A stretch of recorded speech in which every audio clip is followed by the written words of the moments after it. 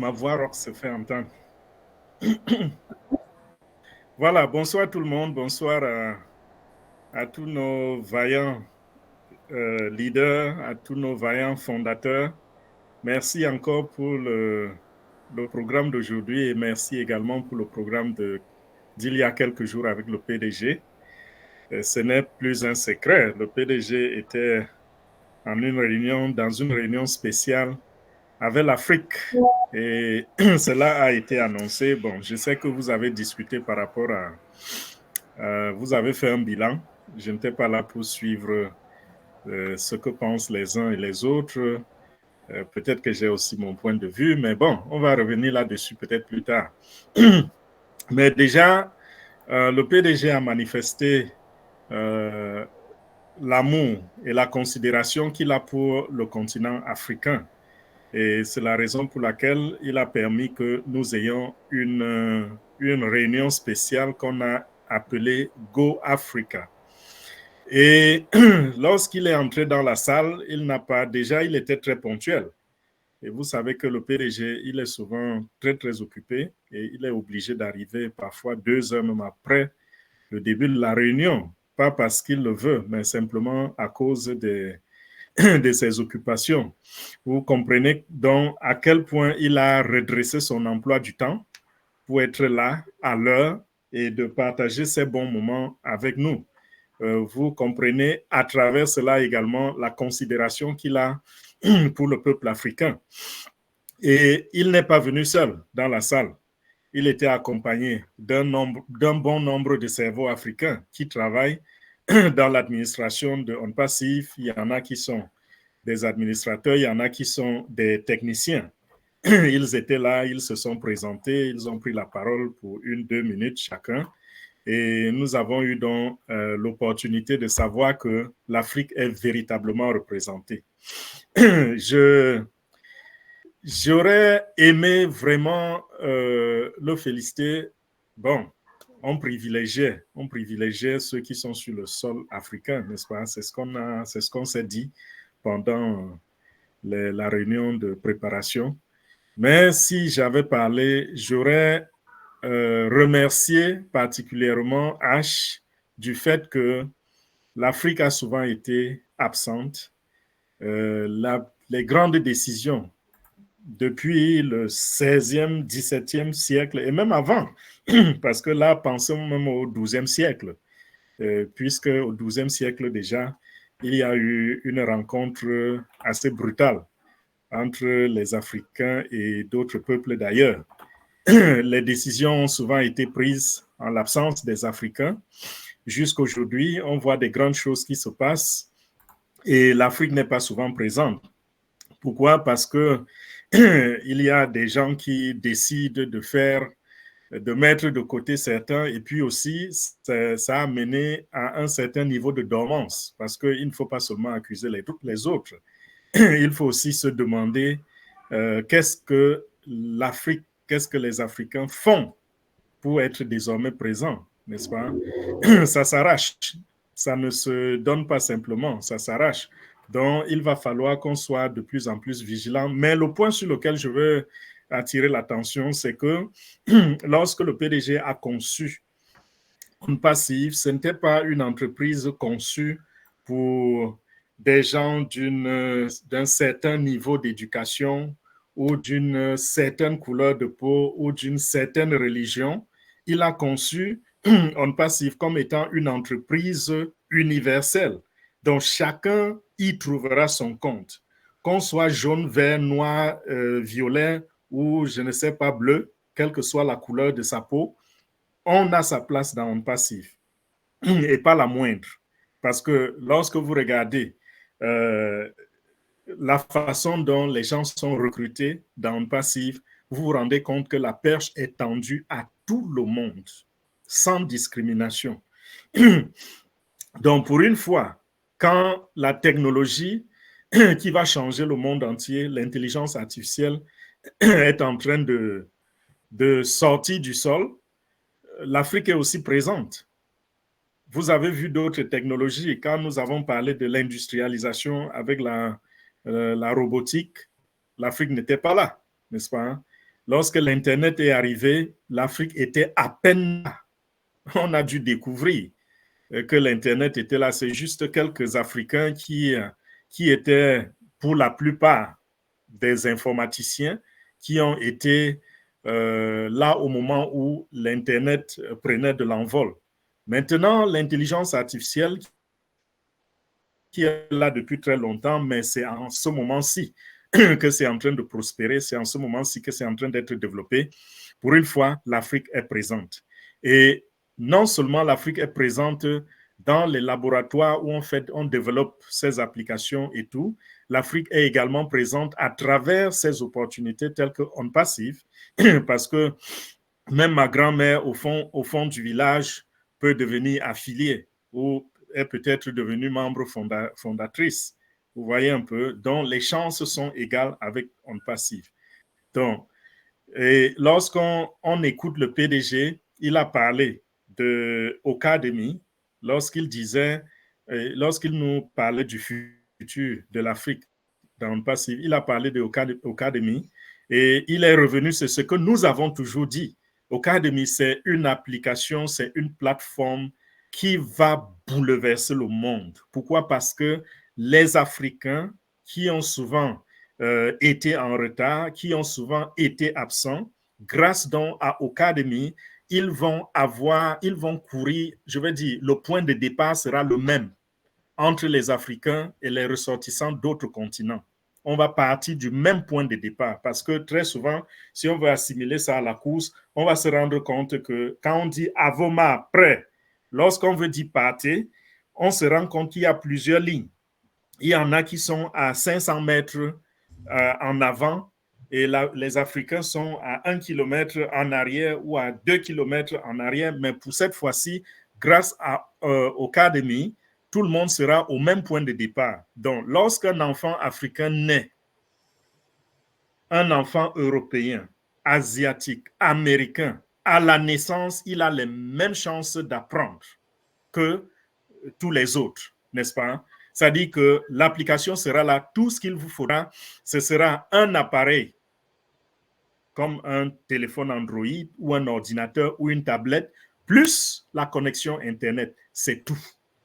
Vous avez accès à Ocademy, vous pouvez étudier et accomplir ce que vous voudrez accomplir. Et tel que le PDG a décrit l'autre jour, lorsque on l'écoute, on se rend compte que Ocademy n'est pas de la plaisanterie. Ce n'est pas juste une autre application où n'importe qui vient jeter quelques coups pour gagner un peu de sous. Non.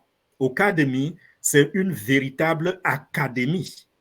Et quel que soit le domaine dans lequel vous avez envie de vous définir, Ocademy a les ressources pour cela. Vous voulez être médecin, Ocademy sera là. Vous voulez être informaticien, Ocademy a les formations. Tout ce que vous pouvez imaginer et tout ce qu'on a aujourd'hui dans les universités, tout ce qu'on a dans les collèges, nous allons avoir ces formations, nous allons avoir ces enseignements à l'intérieur de Ocademy. Et de cette façon, donc, il ne faudra plus être l'enfant du riche, il ne faudra plus être quelqu'un qui est né avec une cuillère en or dans la bouche pour avoir l'éducation, pour avoir accès à l'éducation.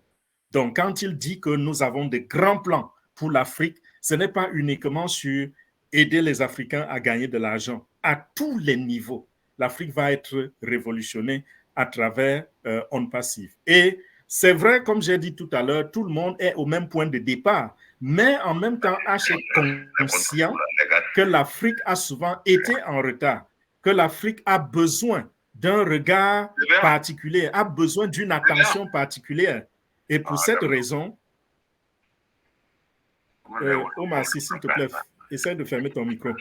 Pour cette raison, donc, On Passive va veiller à ce que les Africains soient suivis de près. Il s'est rendu compte que l'Afrique est pleine de ressources. Qu'est-ce qu'il a dit? Il a dit, je crois aussi, Dr Tarek et un autre ingénieur, ils ont dit, oui, l'Afrique est vierge. L'Afrique est un continent vierge. Parce que lorsqu'on regarde le potentiel, au niveau de la jeunesse, on se rend compte que l'Afrique est jeune. Vous voyez un peu, comparé aux autres continents, l'Afrique est jeune. Quand vous regardez le potentiel, quand je parle de la matière grise, on se rend compte que les Africains ont quelque chose de spécial. C'est-à-dire qu'ils peuvent arriver quelque part dans un domaine où ils ne s'y connaissent pas, ils n'ont aucune idée, mais ils excellent en un temps très, très court. Ça, c'est un potentiel que l'Afrique a. Que ce soit dans le domaine intellectuel ou dans le domaine du sport ou dans n'importe quel domaine. Les statistiques ont montré que les Africains ont un pouvoir d'adaptation très, très élevé. Et c'est pour cela que vous voyez, bon, je prends un exemple dans le domaine du sport, vous voyez quelqu'un qui n'a jamais entendu, on lui parle d'un sport, je vais prendre ici l'exemple de, il s'appelle comment, Francis Ngannou. Il y a quelques années, il y a peut-être 8 ans, ce monsieur ne connaissait pas ce qu'on appelait MMA, ce sport de lutte. Il ne connaissait même pas le nom. Ce qui fait que quand il est allé apprendre à lutter, on lui a dit non, ne fais pas la boxe, fais la lutte du MMA. Il a demandé MMA, c'est quoi? Et quand on lui a dit ce que c'est, en 4 ans, il est devenu le champion du monde. Des poids lourds, bien sûr. Donc, au-dessus de lui, il n'y avait rien d'autre. Au niveau intellectuel, nous voyons des enfants qui partent d'Afrique dans un système d'éducation que les gens méprisent. Bien sûr, il n'est pas méprisable. Il y a des États en Afrique qui veillent sur l'éducation de leurs enfants et la qualité des enseignements est là. C'est souvent méprisé et même ceux qui viennent des États où c'est négligé, lorsque leurs enfants arrivent en Occident, en Orient, en Asie, on se rend compte qu'ils sont parmi les premiers. Vous voyez un peu? Et quand ils arrivent, ils ont déjà le défi de la langue. En 6 mois, ils parlent parfaitement la langue d'adoption. Et dans les années qui suivent, ils excellent, ils sont parmi les meilleurs. Donc ça, c'est un très grand potentiel qu'ils ont remarqué et sont prêts à aider l'Afrique à se rattraper sur plusieurs points. Également, les ressources naturelles, les ressources minières, quand on regarde, l'Afrique est complètement vierge. Donc, l'avenir se trouve en Afrique. Beaucoup de politiciens ont déjà compris cela et même si on ne vous le dit pas, essayez juste de regarder autour de vous. Vous voyez les défis, vous voyez les bagarres, vous voyez tout ce qui se passe dans les médias, sur le terrain, les positionnements, ce qu'on appelle les guerres géostratégiques et tout. Vous comprenez que l'avenir est en Afrique. Donc, M. H. Moufari ici, avec son équipe, nous ont fait comprendre que nous devons croire en nous. Parce que si nous ne croyons pas déjà nous-mêmes en nous, ce qu'ils vont apporter, ça n'aura pas le même effet que si nous sommes préparés psychologiquement. C'est à cette préparation que nous avons été soumis il y a quelques jours. Il a également dit qu'il allait répondre, puisque les questions, parmi nous, il y a des fondateurs, n'est-ce pas, beaucoup plus en Afrique, qui ont formulé leurs questions et ces questions ont été véhiculées vers M. H. Moufari. Il a dit que les questions qui revenaient le plus, il va répondre à ces questions. Des questions qui concernaient la masse, n'est-ce pas? Donc, comprenez que si vous avez posé la question du genre quand est-ce que Outrak va arriver sur le marché, bon, ne vous attendez pas à une réponse. Parce que là, on sait que Outrak sera sur le marché d'un moment à l'autre. Mais il y a des questions sérieuses, comme au cas où un membre fondateur ou un affilié meurt, qu'est-ce qui va se passer avec son compte? Est-ce que voilà le genre de questions que M. H. Moufari recherchait? Et c'est à ce genre de questions qu'il a donné les réponses. Avant d'arriver à cela, je vais revenir sur O-Verify parce que juste en début de sa présentation, il a fait parler le monsieur qui était en charge de cette application, O-Verify. O-Verify, ils ont dit, ils ont tout fait pour que O-Verify soit très, très simplifié et facile à utiliser. Ils ont parlé de 3 étapes donc O-Verify a été ramené à 3 étapes de vérification. La première étape, c'est le téléchargement de votre pièce d'identité.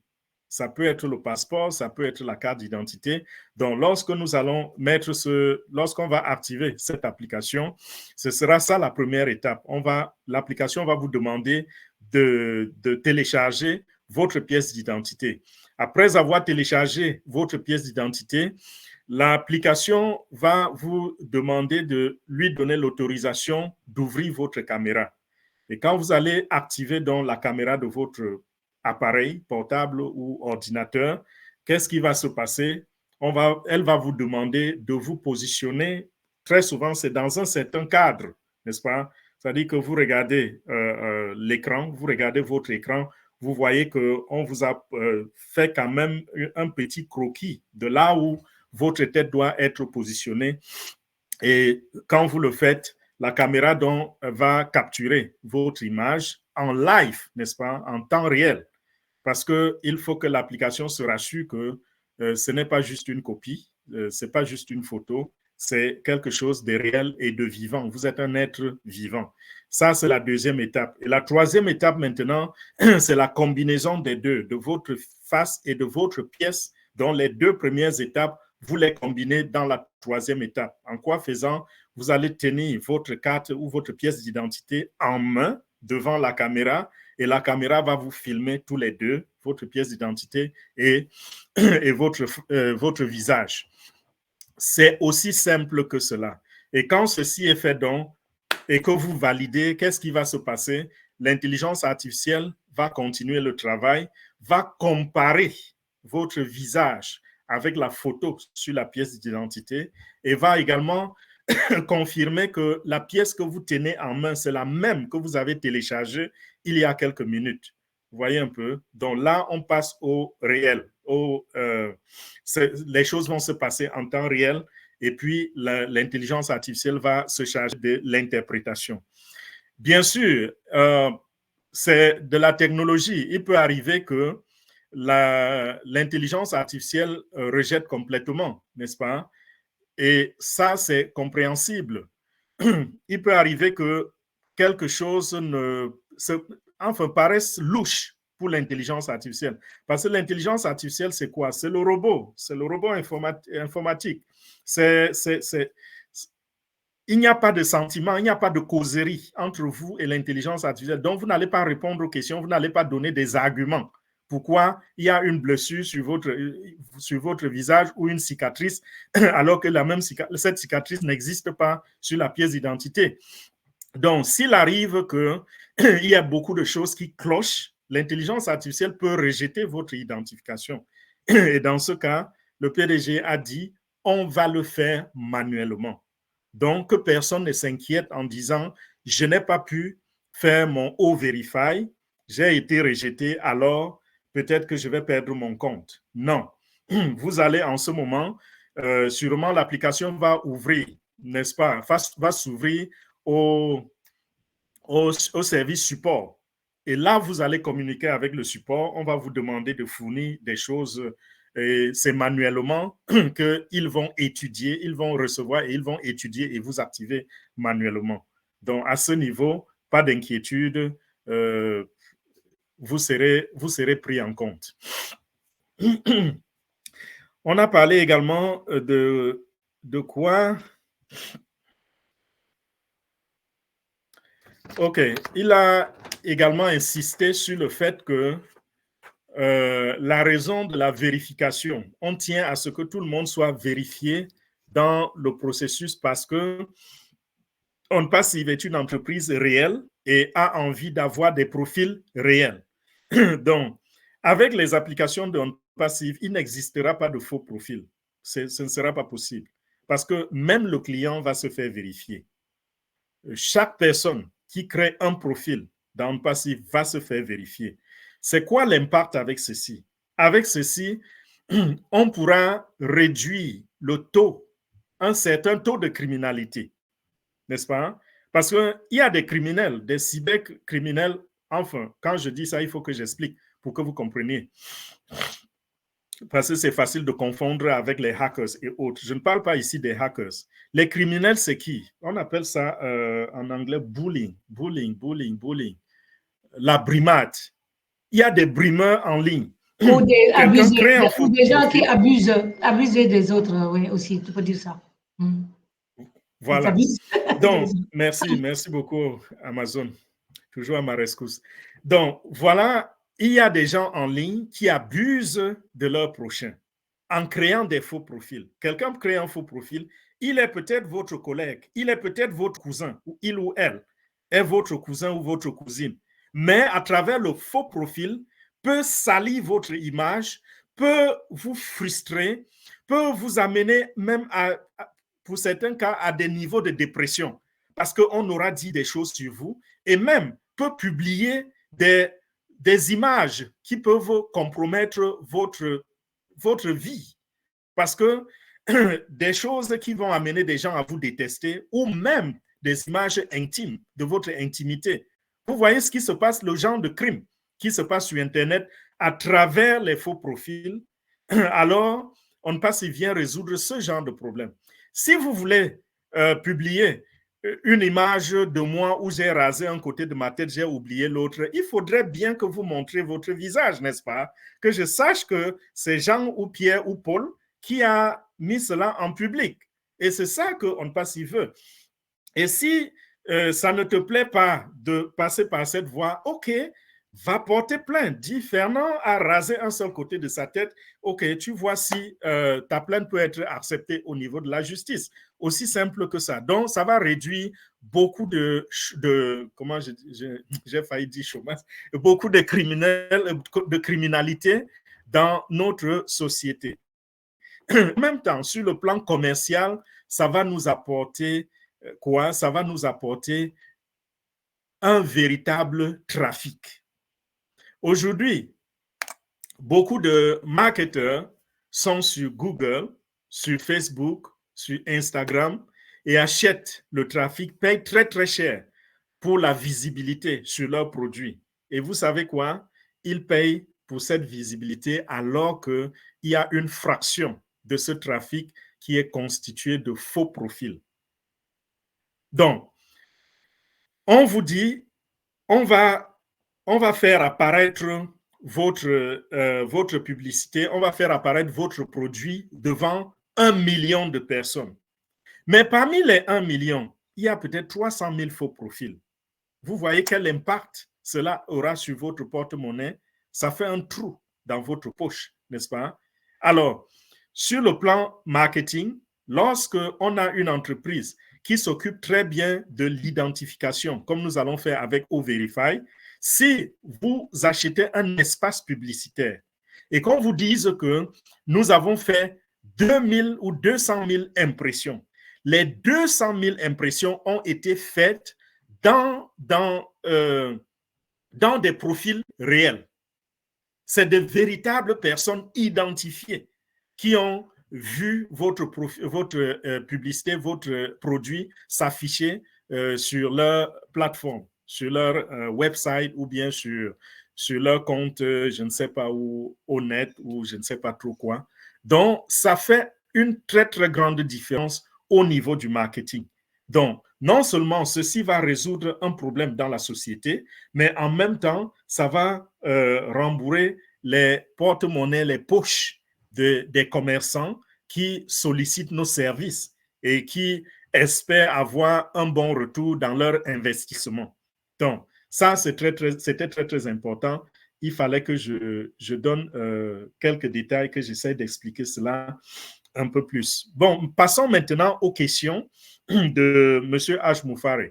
Il a parlé de cette inquiétude que beaucoup de membres fondateurs et affiliés ont, l'inquiétude selon laquelle si quelque chose nous arrive, et ce n'est pas, on n'est pas seulement au niveau du si, c'est déjà arrivé à beaucoup. Nous avons déjà perdu certains qui étaient avec nous au commencement et jusqu'aujourd'hui, c'est la vie, les gens meurent, n'est-ce pas? Donc, les gens ne vivent pas pour attendre en passif. Si votre jour est arrivé, qu'en passif ait commencé à payer ou pas, vous allez partir. Et c'est ce qui est en train de se passer. Nous avons fait des deuils sur cette plateforme plusieurs fois, des membres fondateurs qui ont disparu, paix à leurs âmes. Et le PDG a dit, le compte est transférable. Donc, le moment venu, il va falloir simplement suivre le processus légal, le processus, comment on va appeler ça, juridique. Donc, suivre tout ce que l'équipe juridique a mis en place pour transférer les comptes aux bénéficiaires. Bien sûr, excusez-moi, bien sûr, s'il faut aller dans les détails, on peut mentionner quand même que vous aurez besoin d'une certaine documentation, n'est-ce pas? Parce que si un membre, un affilié n'est plus demain et qu'il n'a pas transféré les informations, les identifiants de son compte et qu'on se rende compte que voilà, il n'est plus, il va falloir transférer aux ayants droit.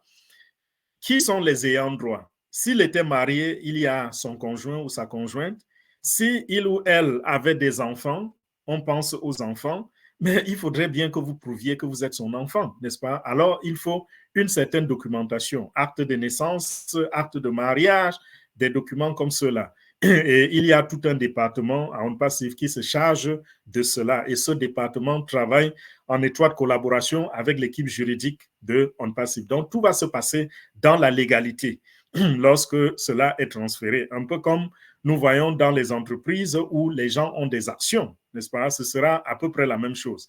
Là où on a des actions, si vous mourrez, si vous partez, vos actions peuvent être données, transférées au nom de vos ayants droit. À ce niveau, nous sommes rassurés.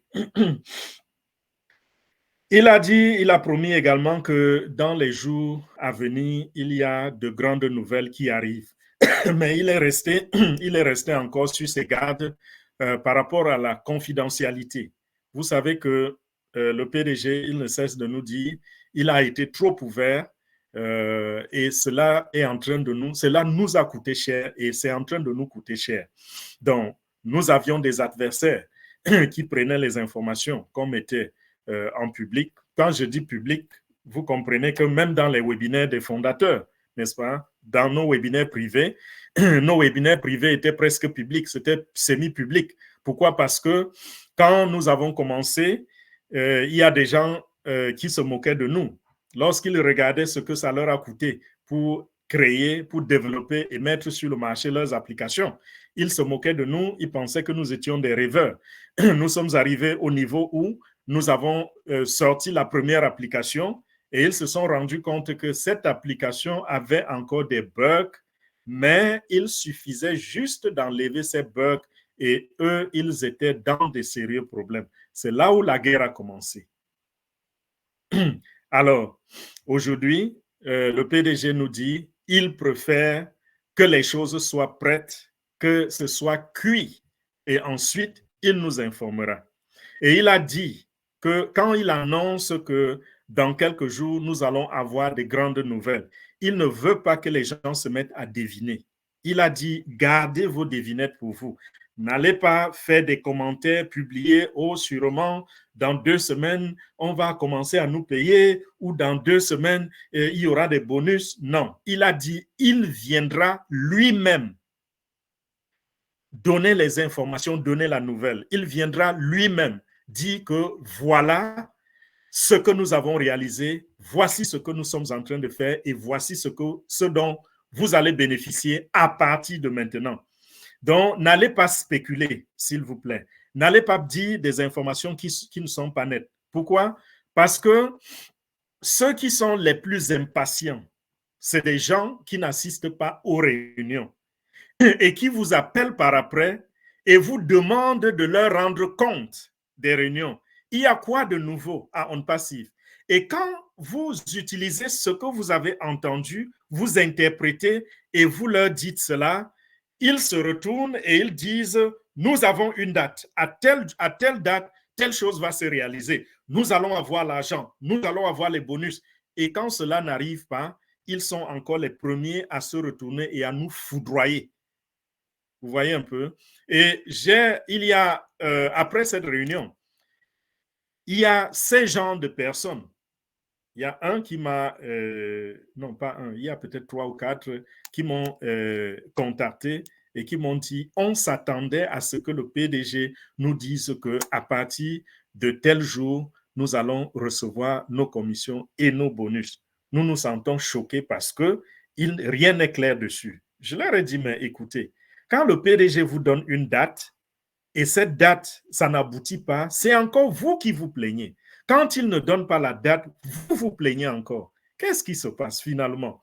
On vous donne à manger, vous pleurez. On ne vous donne pas à manger, vous pleurez. Vous êtes quel genre de bébé finalement? Donc, je leur ai dit, il n'y a pas d'interprétation à faire ici. Le PDG viendra lui-même nous informer. Il nous dira ce qui est en train de se passer. Donc, il a continué de marteler que nous ne mettons pas de nouvelles applications sur le marché tant que nous n'avons pas payé les commissions de ceux qui ont eu des commissions et qui ont demandé qu'elles soient transférées dans leur compte, soit bancaire ou dans leur compte crypto-monnaie. Bon, voilà les derniers points que je vais toucher. Il a dit, OK, quand le moment va arriver, nous avons déjà les solutions, nous avons plusieurs processeurs et ces processeurs-là, nous avons veillé à ce que les choses soient OK sur, je vais dire, c'est réparti sur des régions. Donc, ce ne sera plus quelque chose de centralisé parce que nous avons appris la leçon, n'est-ce pas? Nous avons commencé par un processeur, c'était centralisé sur une seule compagnie et ça nous a coûté ce que ça a coûté. Donc maintenant, la solution est diversifiée de façon qu'il y aura des régions. Donc, ne soyez pas surpris si quelqu'un qui est aux États-Unis, il est payé, son paiement vient d'un certain processeur, ou alors s'il active un produit, il se rend compte que la compagnie qui a prélevé l'argent s'appelle A, et celui qui est en Afrique, il active sa compagnie, s'appelle plutôt Z. Donc, c'est comme cela que ça va fonctionner et de cette façon, on sera en mesure de contenir le trafic et de ne plus nous retrouver dans les accidents que nous avons connus au mois de septembre. Dernier point, il a parlé de la crypto-monnaie parce qu'il y avait de l'inquiétude à ce niveau. Je suis sûr que beaucoup de questions sont allés dans tous les sens par rapport à la crypto parce qu'on a des gens qui ne comprennent pas encore comment fonctionne la crypto, qui n'ont aucune idée. En même temps, on a des gens qui sont des férus de la technologie qui savent que la crypto, c'est leur avenir et qui ont beaucoup appris et qui maîtrisent et qui préfèrent même la crypto. Il y a tout cela ensemble et le PDG a dit, écoutez, la crypto-monnaie n'est pas régulée dans tous les pays dans le monde. Mais sachez que c'est une option. Partout où nous allons trouver, dans chaque pays, nous allons utiliser ce qui est régulé par l'État. Donc, si on arrive dans votre pays et on se rend compte que l'État est complètement contre la crypto-monnaie, on peut ne pas utiliser cette option-là. C'est une possibilité. Et si on se rend compte que ce qui passe le plus facilement, c'est les cartes débit, c'est les virements bancaires, donc la solution pour chaque pays sera adaptée aux réalités de ce pays de manière à simplifier, à faciliter la vie à l'utilisateur, aux membres affiliés que nous sommes. Donc, à ce niveau encore, soyez sereins et sachez que ce soit l'argent qui entre ou que ce soit l'argent qui sort, nous allons avoir les processeurs. Nous avons les processeurs qui vont s'occuper de cela de manière adéquate et également, vous aurez les moyens, les canaux de paiement, des canaux les plus simplifiés et les canaux les plus accessibles qui s'adaptent aux réalités, aux décisions gouvernementales de votre pays. Donc, personne ne sera laissé en arrière. Je crois que c'était ça l'essentiel de ce qui a été dit par le PDG et puis aussi par quelques leaders, quelques responsables de la compagnie qui sont intervenus l'autre jour. Voilà, je vous remets le micro.